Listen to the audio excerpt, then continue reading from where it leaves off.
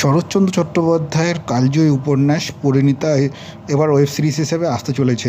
মূলত এর আগে 1969 সালে পরিচালক অজয় একরের হাত ধরে এই বাংলা প্রথমবার বাংলা ছবি এই কালজয়ী উপন্যাস শরৎচন্দ্রের এই কালজয়ী উপন্যাস বাংলা ছবি হিসেবে মুক্তি পায়, যেখানে অভিনেত্রী মৌসুমী চট্টোপাধ্যায় থেকে শুরু করে ছিলেন অভিনেতা সমিত ভঞ্জ এবং সৌমিত্র চট্টোপাধ্যায়ের মতো অভিনেতারা ছিলেন।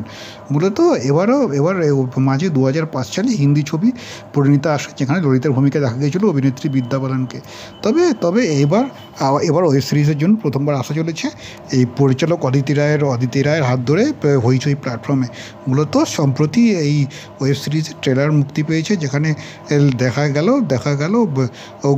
শেখরের চরিত্রে দেখা গেল গৌরব চক্রবর্তীকে, গিরিশের ভূমিকায় দেখা গেল অর্পণ ঘোষালকে এবং ললিতার ভূমিকায় দেখা গেল অভিনেত্রী দেবচন্দ্রিমা সিংহ রায়কে।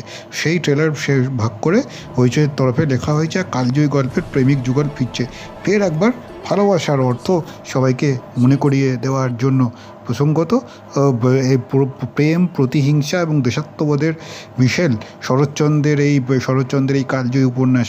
স্বাভাবিকভাবেই আগামী 15ই আগস্ট হইচই প্ল্যাটফর্মে এই ওয়েব সিরিজ আসতে চলেছে এবং দর্শক প্রবলভাবে নিশ্চয়ই অপেক্ষা করছেন এই ওয়েব সিরিজটিকে, এই শরৎচন্দ্র চট্টোপাধ্যায়ের এই কালজয়ী উপন্যাসকে ওয়েব সিরিজ হিসেবে আরেকবার দেখার জন্য।